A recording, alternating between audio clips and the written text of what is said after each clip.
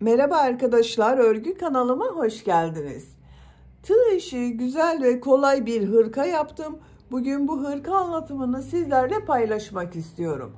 Ben bu renk iplikler kullanarak bugün bu hırkayı erkek bebek için yapıyorum. Siz farklı renk iplikler kullanarak aynı model hırkayı kız bebekleriniz için de yapabilirsiniz.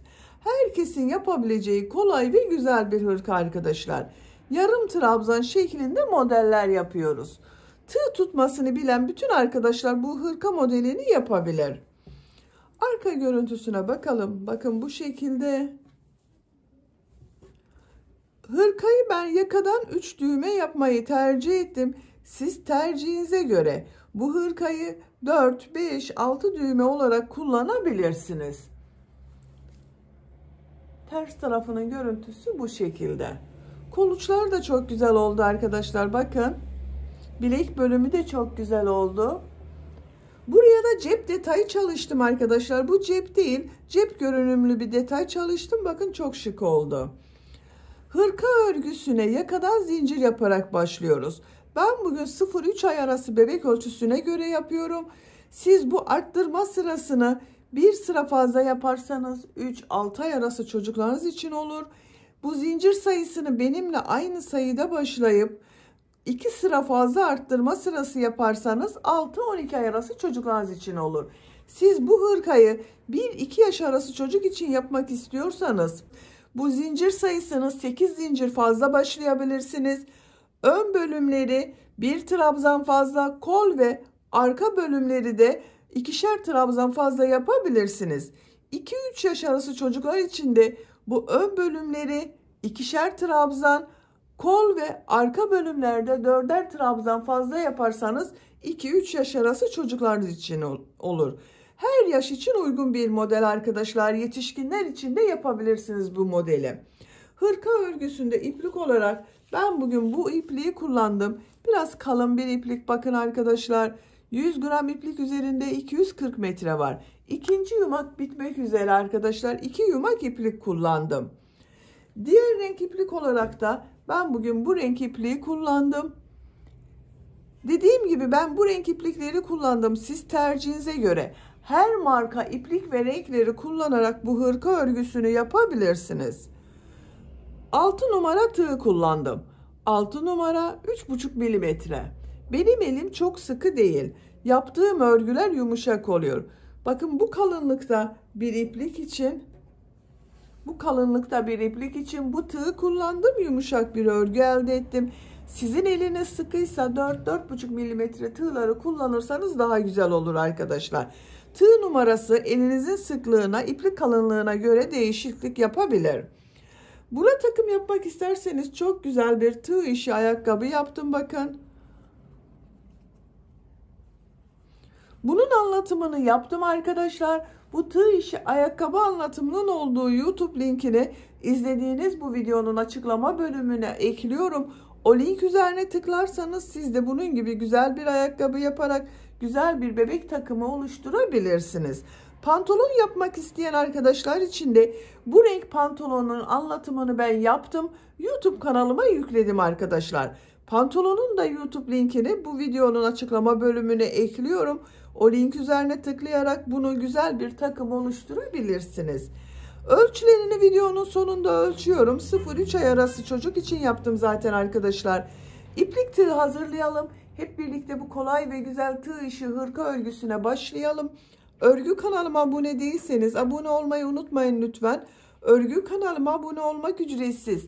Beğeni ve yorumlarını yapan bütün arkadaşlara ayrıca teşekkür ederim. Hepinize kolay gelsin. İyi çalışmalar.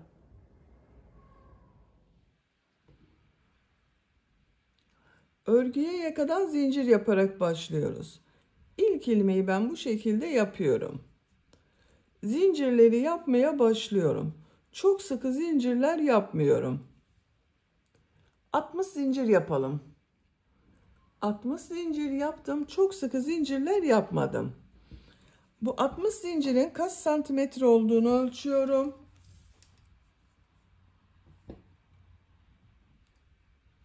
28 santimetre zincir uzunluğu var arkadaşlar.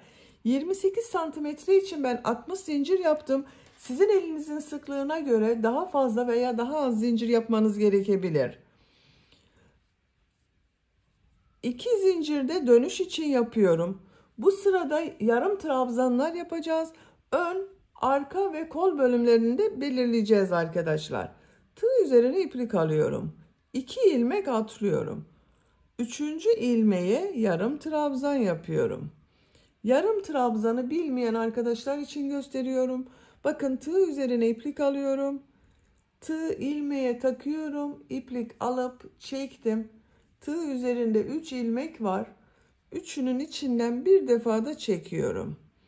Tekrar tığ üzerine iplik alıyorum. 3 ilmek var. İplik alıyorum. Üçünü içinden bir defa da çekiyorum.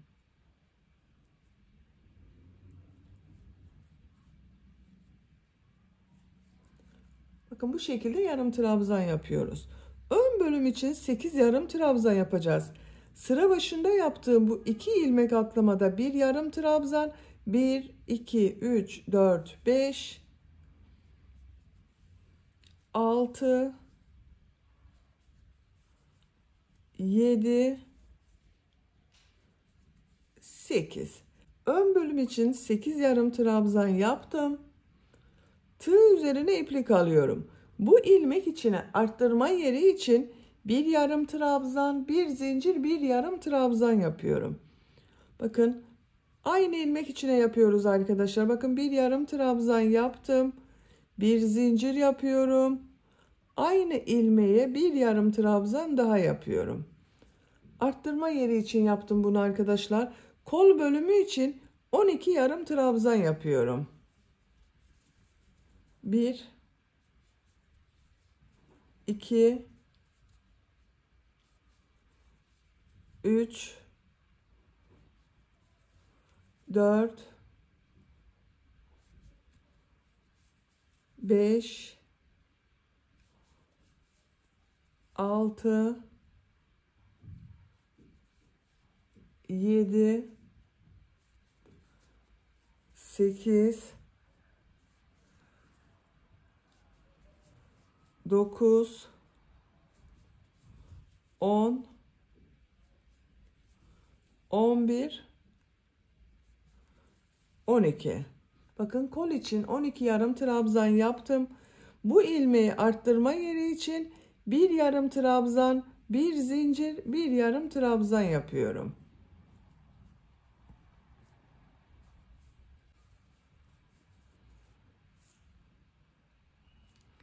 Arka bölüm için 16 yarım trabzan yapıyorum.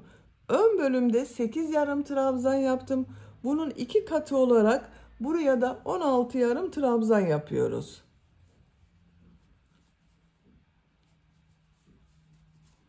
...16 yarım trabzanı yapalım. Arka bölüm için 16 yarım trabzan yaptım. Tığ üzerine iplik alıyorum. Bu ilmeğe arttırma yeri için bir yarım trabzan, bir zincir, bir yarım trabzan yapıyorum.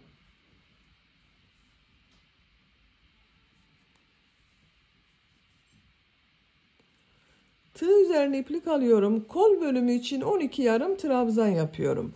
Bu kol bölümünde bakın 12 yarım trabzan yaptım. Buraya da 12 yarım trabzan yapıyorum.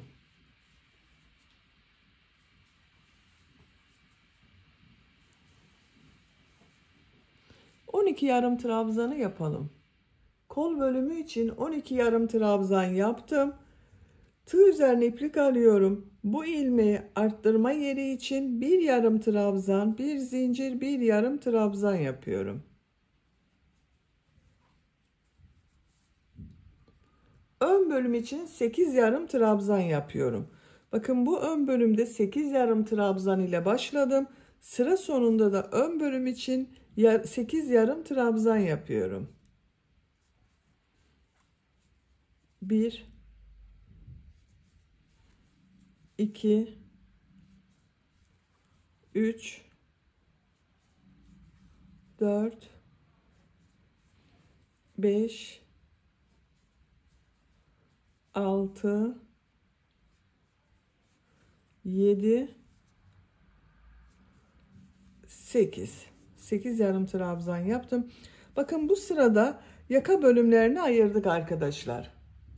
Ön bölümler için 8 yarım trabzan yaptım. Kol bölümleri için 12 yarım trabzan yaptım. Arka bölüm için de 16 yarım trabzan yaptım. Arttırma yerlerinde 1 yarım trabzan, 1 zincir, 1 yarım trabzan yaptım. Bakın 1, 2, 3, 4 yerden arttırmalar yapacağız. Siz bunu 1 yaş çocuk için yapıyorsanız 8 zincir fazla başlayabilirsiniz. Ön bölümler için 1 yarım trabzan, kol bölümleri için 2'şer yarım trabzan, arka bölüm için de 2 yarım trabzan fazla yapabilirsiniz. İkinci sıradayım. Bir zincir yapıyorum, örgüyü çeviriyorum. Yine yarım trabzan yapıyorum. Bakın yarım trabzanı şu şekilde yapıyorum arkadaşlar. 2 ilmeği birlikte yapmıyorum. Burada 2 ilmek görünüyor. Bu ilmeği bakın tığ takıyorum. Yarım trabzan yapıyorum. Bakın ilmekten alarak yarım trabzan yapıyorum. Bir ilmekten alıyorum.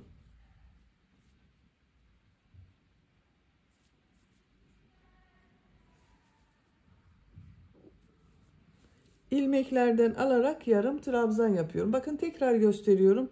Bu şekilde yapmıyorum. 2 ilmeği almıyorum. Tek ilmekten yarım trabzan yapıyorum.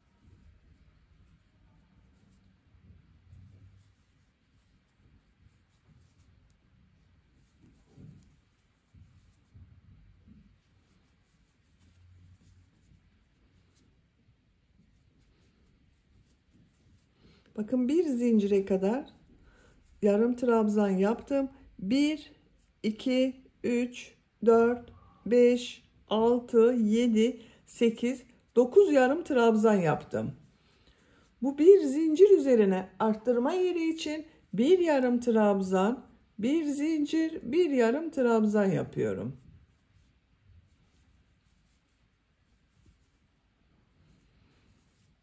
Yine ilmeklerden alarak yarım trabzan yapıyorum.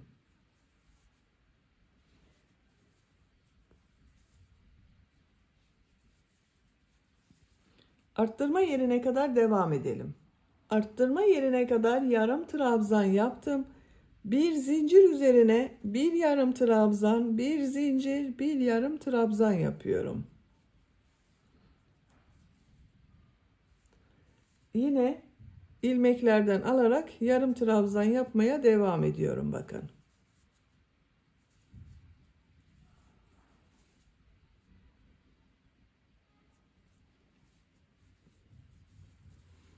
Arttırma yerine kadar devam edelim.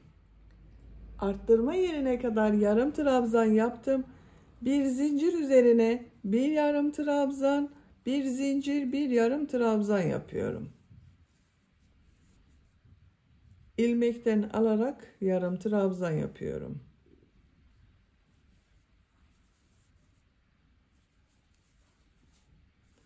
Arttırma yerine kadar devam edelim. Arttırma yerine kadar yarım trabzan yaptım. Buraya bir yarım trabzan, bir zincir, bir yarım trabzan yapıyorum.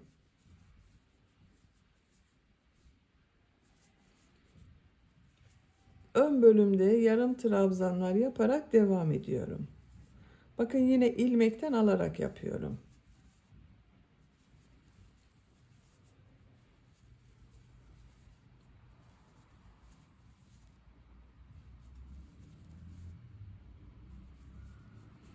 Sıra sonuna kadar yaptım. Bakın sıra sonunda bir alt sırada 2 ilmek atlayarak yaptığım yarım trabzan var.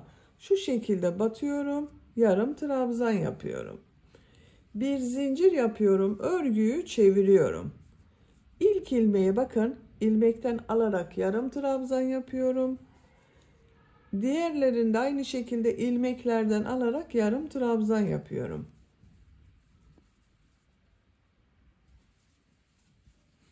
Görüntüsü bakın bu şekilde oluyor arkadaşlar. İlmeklerden alarak yaptığımız için. Arttırma yerine kadar devam edelim. Arttırma zincirine kadar ön bölümde yarım trabzanları yaptım. Kaç yarım trabzan yaptığımı sayıyorum. Bakın 2, 4, 6, 8, 10 yarım trabzan oldu. arttırma yerine bir yarım trabzan, bir zincir, bir yarım trabzan yapıyorum. Bütün arttırmaları bir yarım trabzan, bir zincir, bir yarım trabzan şeklinde yapıyoruz. İlmekten alarak yarım trabzan yapıyorum. Buraya kadar devam edelim. Bu arttırma yerine bir yarım trabzan, bir zincir, bir yarım trabzan yapalım. Diğerlerini ilmeklerden alarak yarım trabzan yapalım. Bütün arttırma yerlerinde bir yarım trabzan, bir zincir, bir yarım trabzan yapıyoruz. Sıra sonuna kadar devam edelim. Sıra sonuna kadar tamamladım. Son trabzanı şu iki ilmeği birlikte alarak yapıyorum. Ön bölümlerin daha düzgün görünmesi için bu şekilde yapıyorum bakın. 3 sırayı tamamladık. Görüntüsü bakın bu şekilde oldu. 4. sıradayım. Bir zincir yapıyorum. Örgüyü çeviriyorum. Yine ilmeklerden alarak yarım trabzan yapıyorum. Arttırma yerine kadar devam edelim. Arttırma yapacağım yere kadar yarım trabzan yaptım. Bu arttırma yerine bir yarım trabzan, bir zincir, bir yarım trabzan yapıyorum.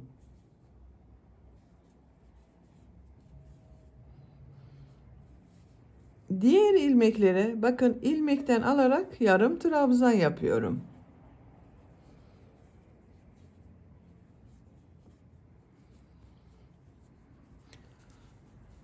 Bakın arkadaşlar, roba bölümünün örgüsü bu şekilde oluyor.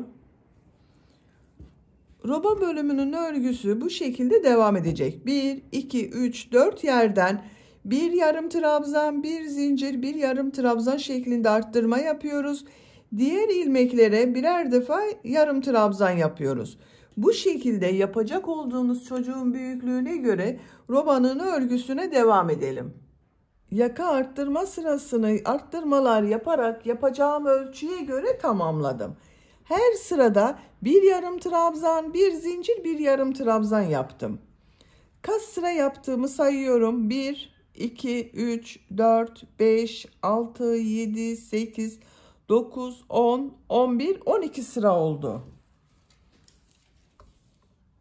Santimetre olarak ölçüyorum. 9 santimetre yükseklik var. Benim yapacağım ölçü için bu yeterli. Siz küçük olsun istiyorsanız bir sıra eksik yapabilirsiniz veya büyük olmasını istiyorsanız bu arttırma sırasını 1-2 sıra devam edebilirsiniz. O zaman yaptığınız örgü daha büyük olur arkadaşlar. Bir zincir yapıyorum, örgüyü çeviriyorum. Bu sıradan itibaren kol bölümünü gövde bölümünden ayırıyorum. Artık örgüye gövde örgüsüyle devam edeceğiz. İlk ilmeği bakın ilmekten alarak yarım trabzan yapıyorum. Diğer ilmekleri de ilmekten alarak yarım trabzan yapıyorum.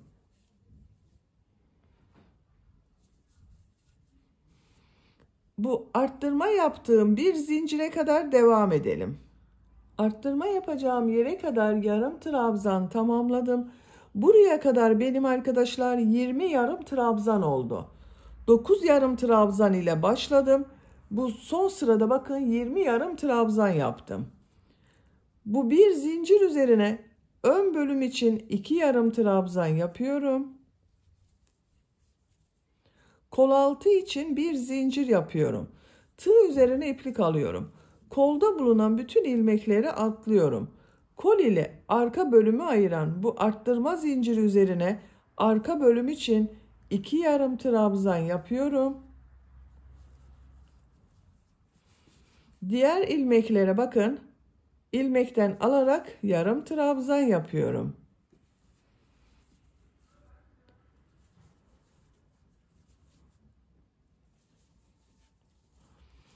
Bakın bir zincirle ön ve arka bölümü birleştirdik. Kol bölümünü ayırdık. Bu arttırma zincirine kadar devam edelim. Arttırma zincirine kadar arka bölümde yarım trabzan tamamladım. Bu zincir üzerine arka bölüm için 2 yarım trabzan yapıyorum. kol altı için bir zincir yapıyorum. Bakın bu zinciri çok sıkı yapmıyorum. Tığ üzerine iplik alıyorum. Kolda bulunan bütün ilmekleri atlıyorum. Ön ile bakın kol bölümünü ayıran bu arttırma zinciri üzerine ön bölüm için 2 yarım trabzan yapıyorum. Diğer trabzanları ilmekten alarak yarım trabzan yapıyorum. Bakın diğer kol bölümünde ayırdım arkadaşlar. Bir zincir ile arka bölüm ile ön bölümü birleştirdim. Sıra sonuna kadar devam edelim. Sıra sonuna kadar tamamladım. Son ilmeğe yarım trabzan yaptım. Bu sırada gövde bölümünü kol bölümünden ayırdım. Bakın kol altında birer zincir yaptım. Ön ve arka bölümleri birleştirdim.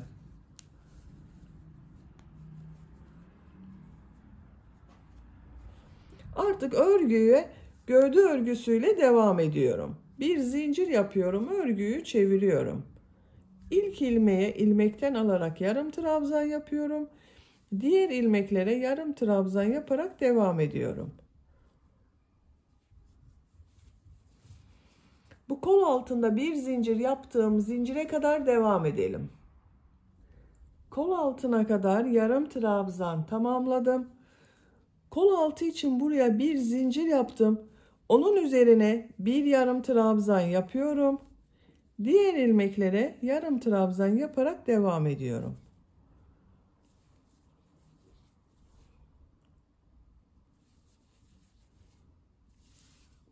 Buraya kadar devam edelim. Buraya kadar yarım trabzanları yaptım. Bir zincir üzerine bir yarım trabzan yapıyorum. Diğer ilmeklere yarım trabzan yaparak devam ediyorum.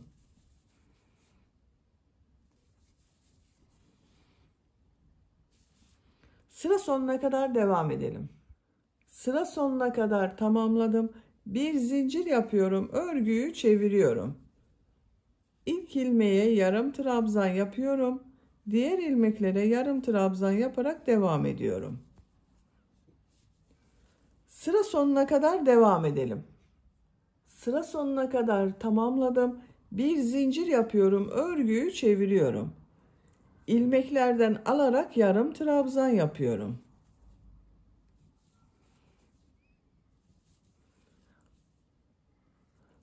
Örgü bu şekilde devam edecek arkadaşlar. Bakın görüntüsü böyle oldu. Gövde bölümünün örgüsünü yapacak olduğunuz çocuğun büyüklüğüne göre bu sıraları tekrarlayarak tamamlayalım. Gövde yüksekliğini yapacağım ölçüye göre tamamladım. Bu kol ayrımı yaptığım sıradan sonra kaç sıra yaptığımı sayıyorum. 1, 2, 3, 4, 5, 6, 7, 8, 9, 10, 11, 12, 13, 14, 15, 16 sıra oldu arkadaşlar. Santimetre olarak ölçüyorum.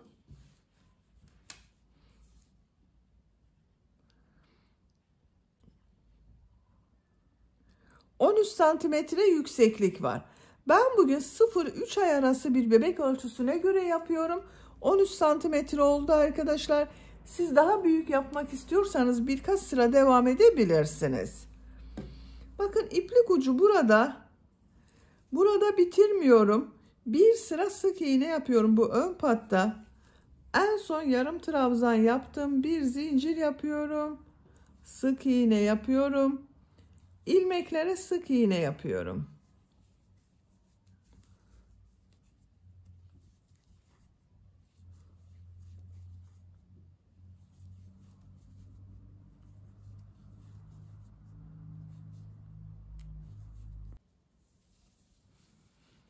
Sıra sonuna kadar devam edelim. Sıra sonuna kadar tamamladım. Bakın bir sıra sık iğne yaptım. Ön pat güzel oldu arkadaşlar. İpliği kesiyorum.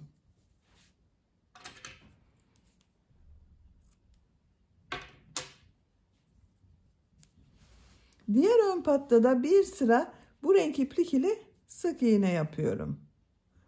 Yaka başlangıcından başlıyorum. Bir zincir yaptım, sağlamlaştırdım. Sık iğne yapıyorum.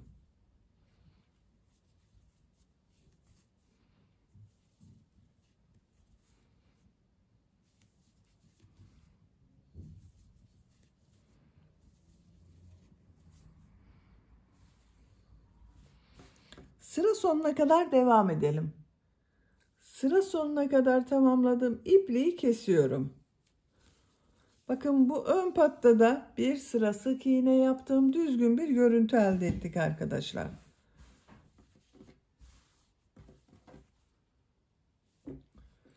Bu renk iplik ile ben devam ediyorum. Siz tercihinize göre istediğiniz renk iplikleri kullanabilirsiniz. Bakın bu uç noktadan başlıyorum. İlmek yapıyorum.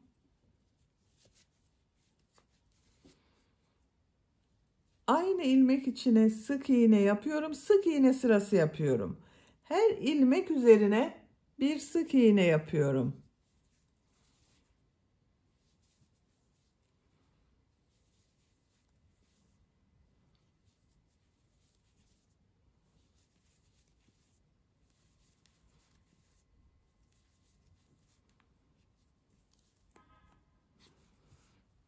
Bakın bir önceki sırada bir sıra sık iğne yaptığımız için bu renk iplik ile sık iğne yaparken daha düzgün bir görüntü elde ediyoruz. Sıra sonuna kadar devam edelim. Sıra sonuna kadar sık iğne yaparak tamamladım. Bu sırada yine sık iğne yapacağız arkadaşlar. Bu sık iğneyi yaparken yaka bölümünün buraya ben 3 tane düğme iliği yapmak istiyorum. Siz isterseniz 4-5 düğme iliği yapabilirsiniz. Bakın ilk düğme iliğini yaka başlangıcının buraya yapıyorum. Diğer düğme iliğini bakın bu kol ayrımı yaptım. Sıraya yapıyorum. Üçüncüsünde ikisinin ortası. Şu şekilde bakın katlıyorum. İkisinin ortası burası. Buraya da üçüncü düğme iliğini yapacağız. Siz bunu 4-5 olarak yapabilirsiniz.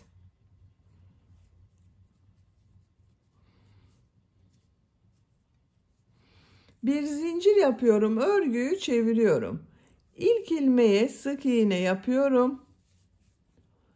Düğme iliği için 2 zincir yapıyorum. 1 2 2 ilmek atlıyorum.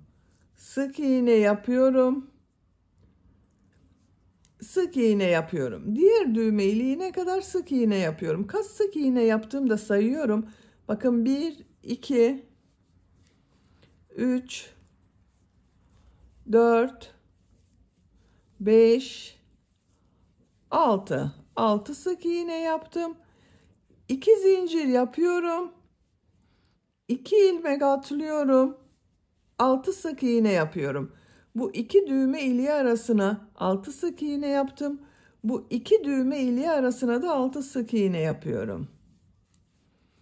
2 3 4 5 6 düğme iliği için 2 zincir yapıyorum. 2 ilmek atlıyorum. Sık iğne yapıyorum. Diğer ilmeklere sık iğne yaparak devam ediyorum. Bakın 3 düğme iliğinin yerini belirledik arkadaşlar. Siz 4-5 yapıyorsanız bu şekilde 6 ilmek atlayarak düğme iliklerini yerleştirme yapabilirsiniz. Sıra sonuna kadar devam edelim. Sıra sonuna kadar sık iğne yaparak tamamladım.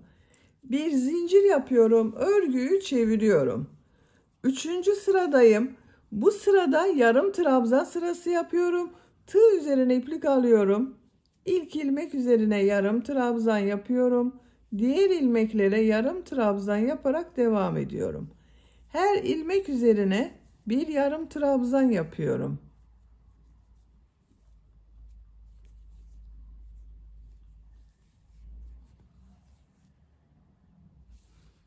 Düğme iliğine kadar devam edelim. İlk düğme iliğine kadar yarım trabzan yaptım. Buraya 2 zincir yaptım. 2 zincir üzerine 2 yarım trabzan yapıyorum. Diğer ilmeklere birer defa yarım trabzan yapıyorum.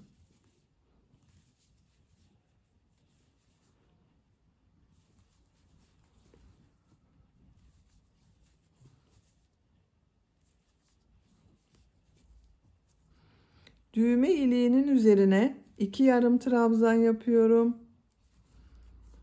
Diğer ilmeklere bir yarım trabzan yapıyorum.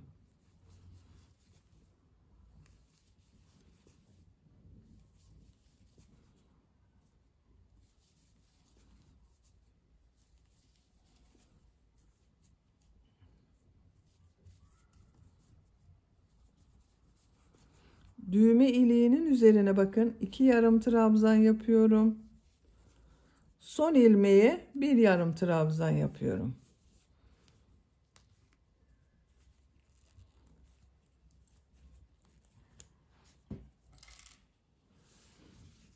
Bakın düğme ilikleri daha belirgin oldu.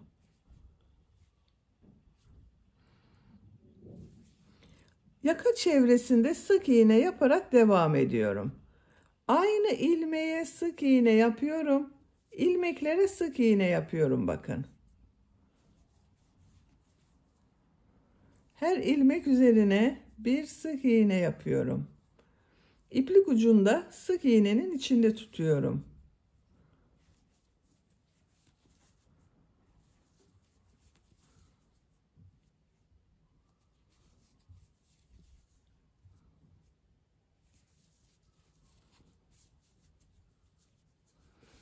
Sık iğne yaparak buraya kadar devam edelim.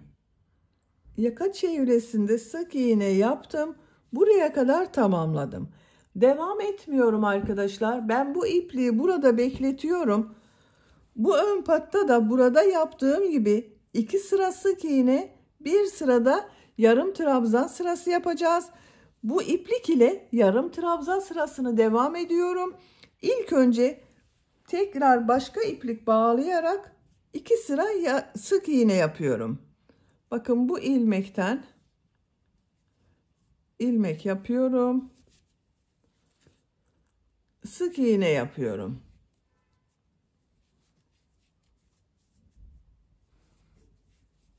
Bu iplik ucunu bakın burada bekletiyorum. Sıra sonuna kadar devam edelim. Sıra sonuna kadar sık iğne yaptım. Bir zincir yapıyorum, örgüyü çeviriyorum. Her ilmek üzerine yine sık iğne yapıyorum.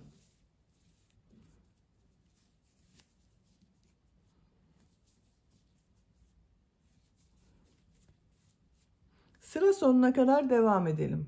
Sıra sonuna kadar sık iğne yaparak tamamladım. İpliği kesiyorum.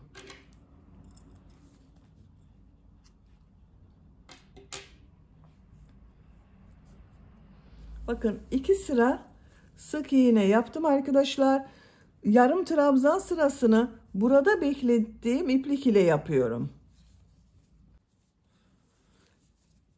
İpliği burada bekletmemizin amacı arkadaşlar bakın buranın daha düzgün görünmesi. Bakın yakanın bu ucu düzgün bir görüntü elde ettik. Burası da düzgün görünsün diye ipliği burada beklettim. Bu iplik ile devam ediyorum. Sıra sonuna kadar sık iğne yapıyorum.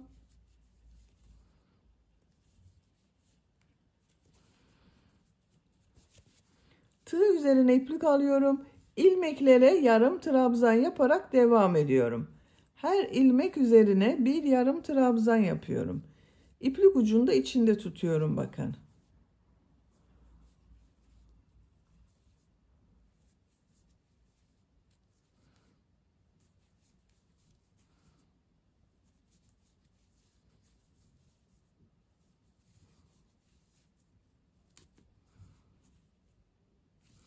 Sıra sonuna kadar devam edelim.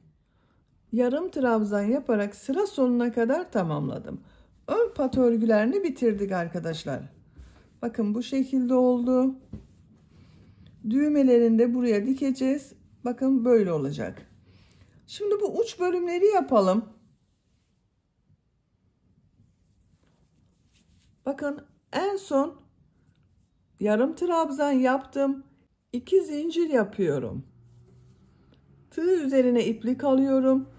Bu sırada bu yarım trabzanları bir düz bir ters boşluktan alıp trabzan yapıyorum. Bu ön pat yaptığımız yerde bakın şu ilmekleri de şu şekilde tığ takıyorum. Boşluktan alıyorum. Trabzan yapıyorum. Bakın 3 ilmek var. 2 defa da çıkarıyorum. 1 2. Ters taraftan, burası biraz zor oluyor arkadaşlar. Boşluktan alıyorum. Trabzan yapıyorum. Düz taraftan boşluktan alıyorum. Trabzan yapıyorum.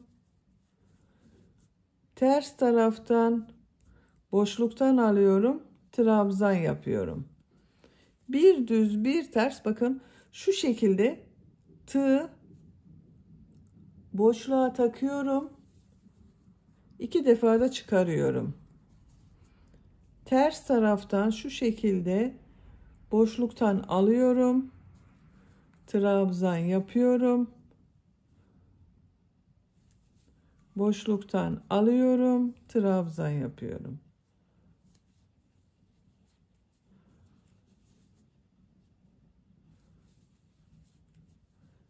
Bir düz bir ters boşluktan alarak trabzan yapıyoruz.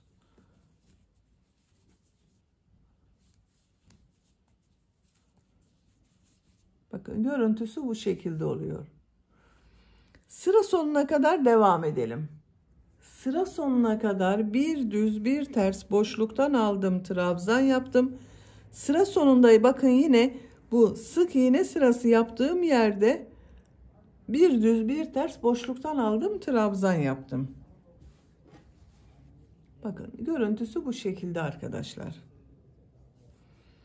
2 zincir yapıyorum. Örgüyü çeviriyorum. Bu sırada yaptığım bu trabzanları nasıl görüyorsam o şekilde boşluktan alıp trabzan yapıyorum. Ters tarafta görüyorum. Boşluktan alıp trabzan yapıyorum. Düz tarafta görüyorum. Boşluktan alıp trabzan yapıyorum. Ters taraftan boşluktan alıp trabzan yapıyorum. Nasıl görüyorsak o şekilde boşluktan alarak trabzan yapıyorum.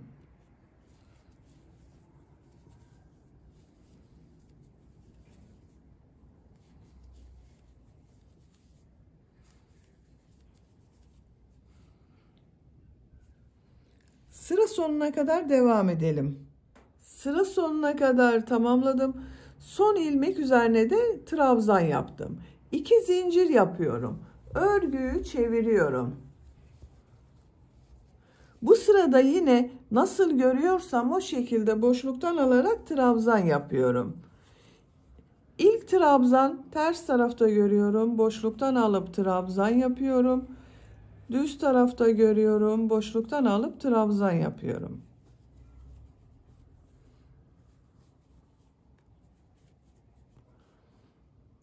Sıra sonuna kadar devam edelim. Sıra sonuna kadar tamamladım. İpliği kesiyorum.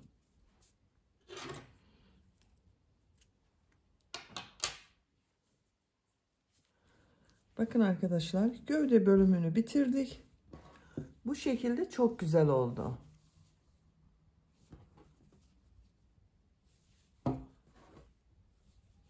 Şimdi kol örgüsünü yapalım. Kol altından bu renk iplik ile başlıyorum. Bakın burada bulunan bir zincire ipliği bağlıyorum.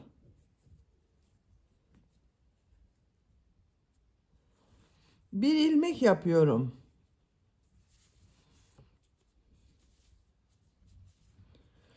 Bu sırada bir sıra yarım trabzan sırası yapıyorum.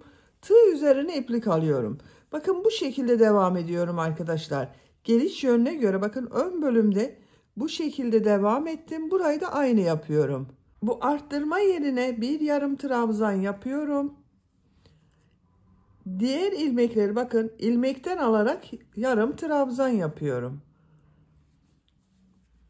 Her ilmek üzerine bir yarım trabzan yapıyorum.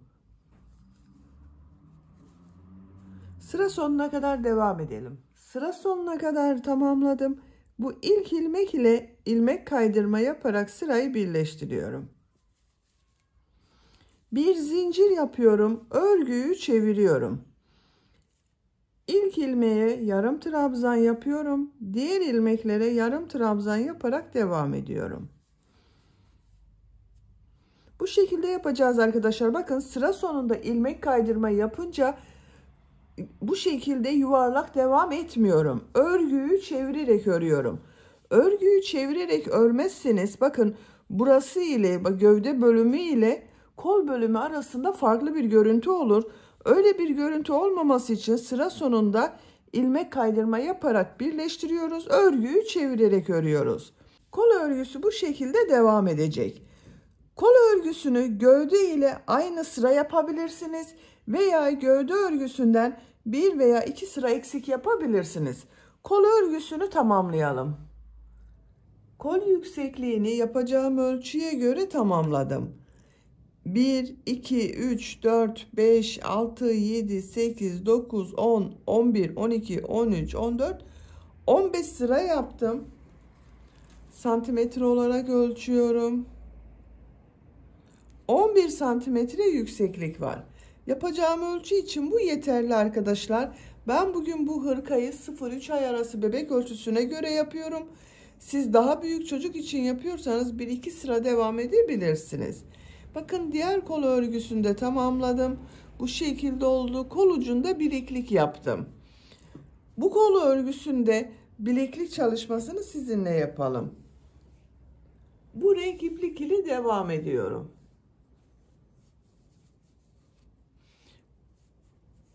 Trabzan sırası yapacağız. Trabzan sırası yaparken bu sırada arada bir iki ilmeği birlikte yaparak kesmeler yapacağız.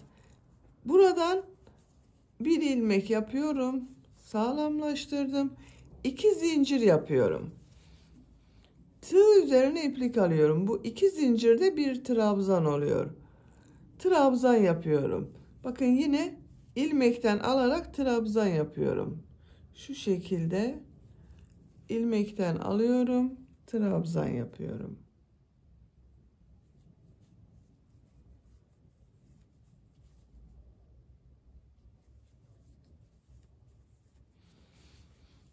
Bakın 3 trabzan yaptım. Burada şu 2 ilmeği birlikte yaparak kesme yapıyorum. Bakın tığ üzerine iplik alıyorum. İlmeğe tığ takıyorum. İplik aldım. Tığ üzerinde 3 ilmek var. Tekrar diğer ilmeğe tığ takıyorum. İplik alıyorum. Çıkardım. Bakın tığ üzerinde 4 ilmek var. Tığ üzerine iplik alıyorum. 3 ilmekten çekiyorum. Tığ üzerinde 2 ilmek var. 2 ilmekten çekiyorum. Bakın 2 ilmeği tek trabzan yaptık. 5 trabzan yapıyorum. 5 trabzan yapıyorum. Bir kesme yapıyorum. Siz tercihinize göre 4 trabzan yaparak kesme yapabilirsiniz. Bakın o şekilde yaptığım zaman bu genişlikte oluyor.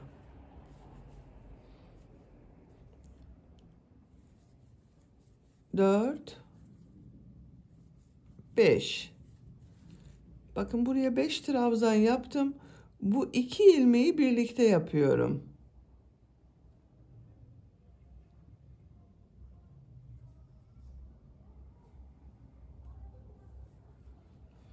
Beş trabzan yapıyorum.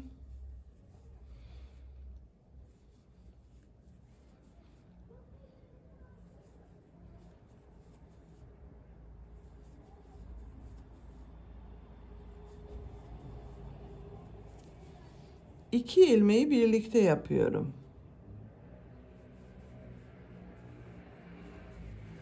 Bakın bu şekilde yapıyoruz arkadaşlar. Sıra sonuna kadar devam edelim. Sıra sonuna kadar tamamladım. Bu sırada bakın trabzanlar yaptım. 5 trabzan yaptım. Bir kesme yaptım. Kol ucu bakın biraz daraldı arkadaşlar. Sıra başında yaptığım bu 2 zincir ilmeği ile ilmek kaydırma yaparak birleştiriyorum. Bu sırada yaptığım bu trabzanları bir düz bir ters boşluktan alıp trabzan yapıyorum. 2 zincir yapıyorum. İlk trabzan düz taraftan boşluktan alıp trabzan yapıyorum. Ters taraftan boşluktan alıyorum, trabzan yapıyorum. Düz taraftan boşluktan alıp trabzan yapıyorum. Ters taraftan boşluktan alıp trabzan yapıyorum. Bir düz bir ters boşluktan alarak trabzan yapıyoruz.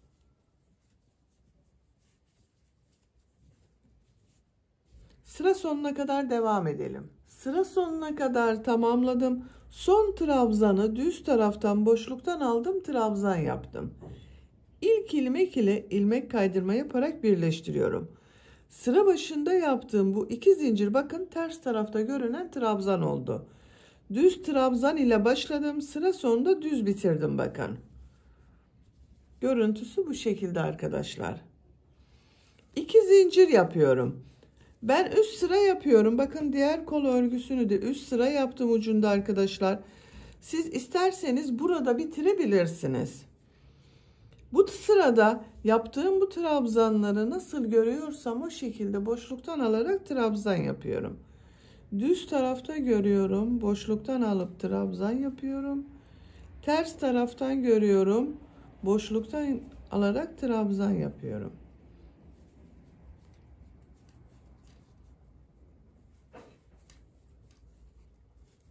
Sıra sonuna kadar devam edelim. Sıra sonuna kadar tamamladım. Son trabzan düz taraftan boşluktan aldım, trabzan yaptım. İlk ilmek ile ilmek kaydırma yaparak birleştiriyorum. İpliği kesiyorum.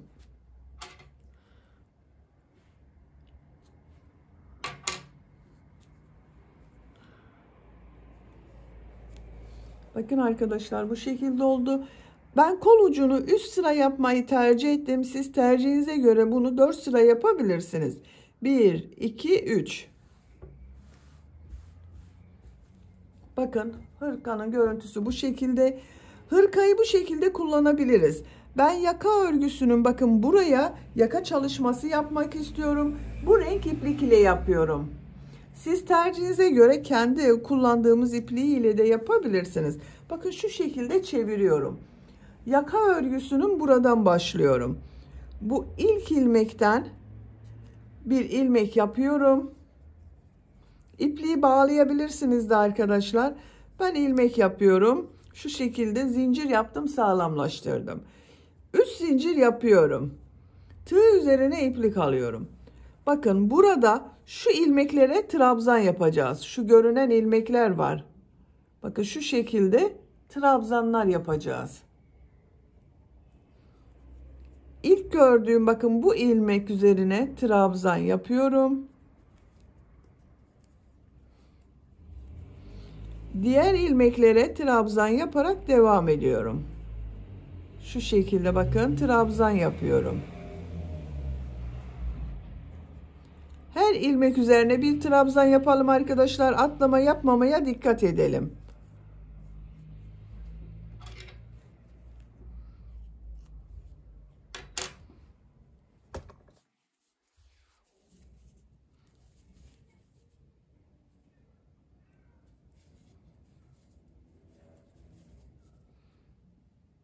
Yakanın ilk sırasını bu şekilde yapıyoruz. Bakın ilmekler üzerine trabzan yapıyoruz. Bu sıra sonuna kadar devam edelim. İlmekler üzerine trabzan yaparak bakın sıra sonuna kadar tamamladım. Sıra sonunda bu ilmeğe de trabzan yaptım. Yaka örgüsünün ilk sırasını yaptık arkadaşlar. Bakın görüntüsü bu şekilde oldu. İkinci sıradayım. 3 zincir yapıyorum. Örgüyü çeviriyorum. Her ilmek üzerine trabzan yapıyorum. Bakın 3 zincirde bir trabzan. Bu ilk ilmeği yapmıyorum. İkinci ilmek üzerine trabzan yapıyorum. Her ilmek üzerine trabzan yapıyoruz.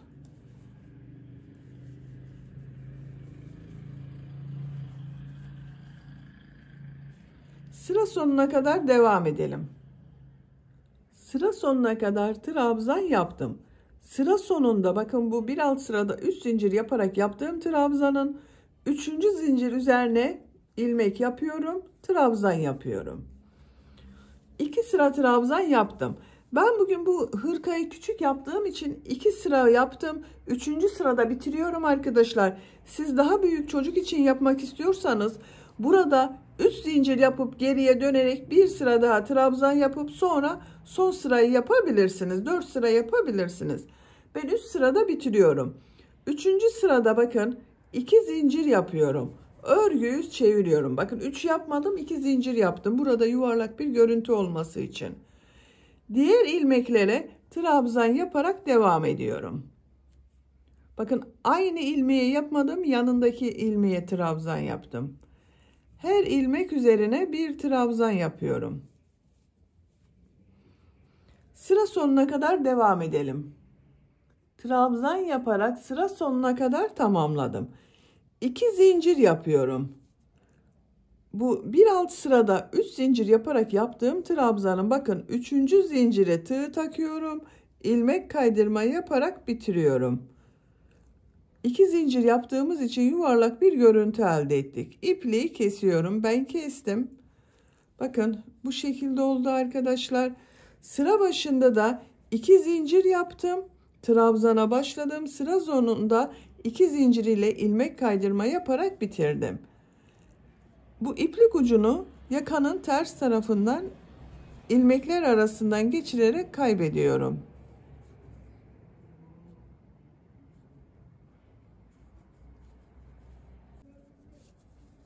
Bakın yaka örgüsü çok güzel oldu.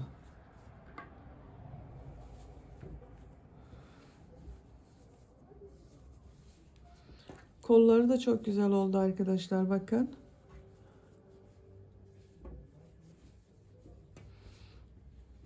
Ters tarafının görüntüsü bu şekilde.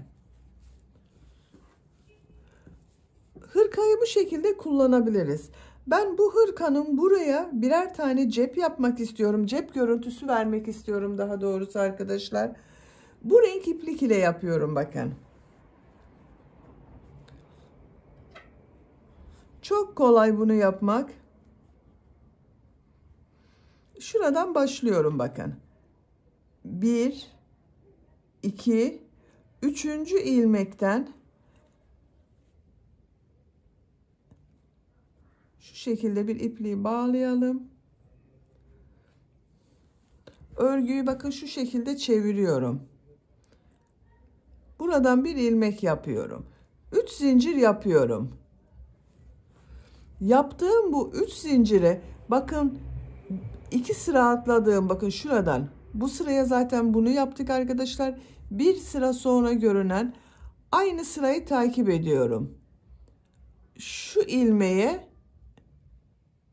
ilmek kaydırma yaparak birleştiriyorum.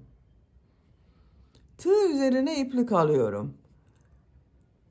Diğer bakın ilmeğe şurada görünen şu ilmekler var. Buna trabzan yapıyorum. Biraz uzun yapıyorum. Tekrar tığ üzerine iplik alıyorum.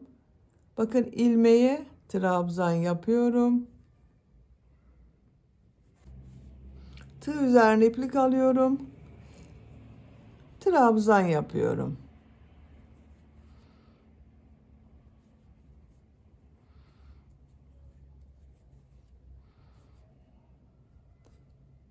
Başladığım iplik ucunu içinde tutuyorum. Bakın şu ilmeklere yapıyoruz arkadaşlar.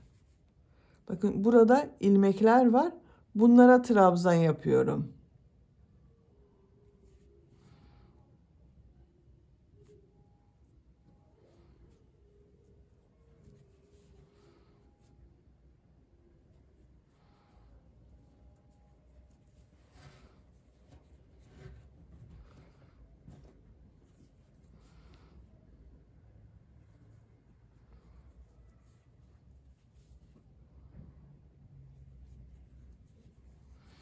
Kaç trabzan yaptığımı sayıyorum. 2, 4, 6, 8, 9,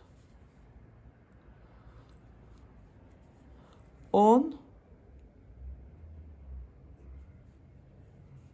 11. 11 trabzan yaptım. Bakıyorum şu şekilde Bir tane daha yapıyorum arkadaşlar. 12 trabzan yapıyorum. Bakın görüntüsü böyle. Bu trabzanı aynı sırayı takip ediyorum. Bu ilmeğe bakın bir üst sıradaki trabzan ilmeğiyle ilmek kaydırma yaparak bitiriyorum. İpliği kesiyorum.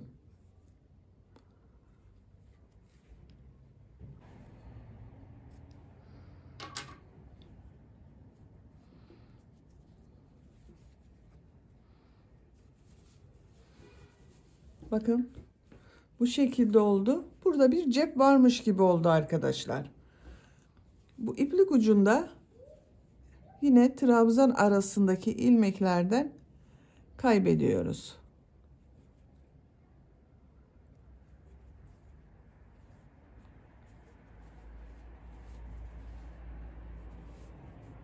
Şimdi diğer tarafa da aynı şekilde bir cep örgüsü yapacağız.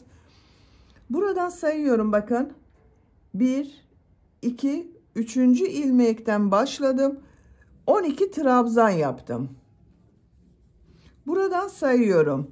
Kaçıncı sıra olduğunda bakalım. 1, 2, 3, 4. 1, 2, 3, 4. Bakın buradan sayacağız. 1, 2. Buradan cep başlangıcı olacak arkadaşlar. 1, 2, 3, 4, 5, 6, 7, 8, 9, 10, 11. 12. bakın buradan başlıyorum. İpliği bağlıyorum. Buradan bir ilmek yapıyorum. 3 zincir yapıyorum. Bir üst sırada bakın aynı sırayı takip ederek ilmek kaydırma yaparak birleştirme yapıyorum. Tığ üzerine iplik alıyorum. Diğer cep örgüsünde yaptığımız gibi trabzanlar yapıyoruz. Bakın yine ilmeklerden alarak trabzan yapıyorum.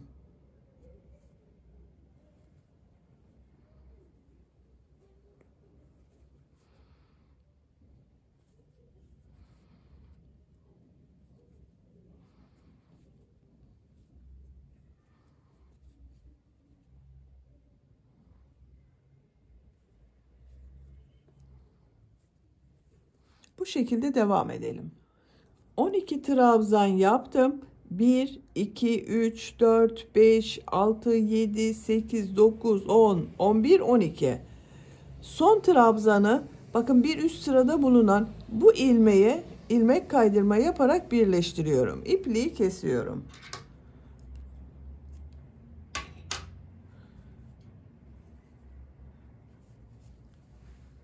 Bakın diğer cep örgüsünün görüntüsü de bu şekilde oldu. Bakın çok güzel oldu arkadaşlar. Bu iplik ucunda yine örgünün ters tarafında kaybediyorum. Böylece hırka örgüsünü bitirmiş oldum. Bu üst bölümlere birleştirmiyoruz hepsini. Sadece sıra başında ve sıra sonunda ilmek kaydırma yaparak birleştiriyorum. Bakın boş duruyor. Hırka çok güzel oldu arkadaşlar. Bitmiş olarak size ölçülerini söylüyorum.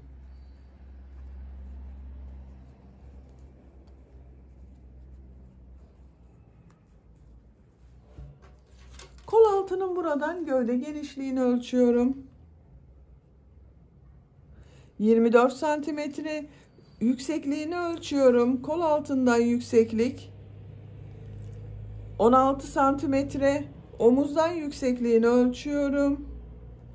26 santimetre. Kol yüksekliğini ölçüyorum. 13 santimetre yükseklik var arkadaşlar. Ben bugün 0-3 ay arası bebek ölçüsüne göre yaptım. Bu şekilde oldu. Beni dinlediğiniz ve izlediğiniz için hepinize çok teşekkür ederim. Sizlerle yeni örgülerde görüşmek dileğiyle. Hoşça kalın, sevgiyle kalın.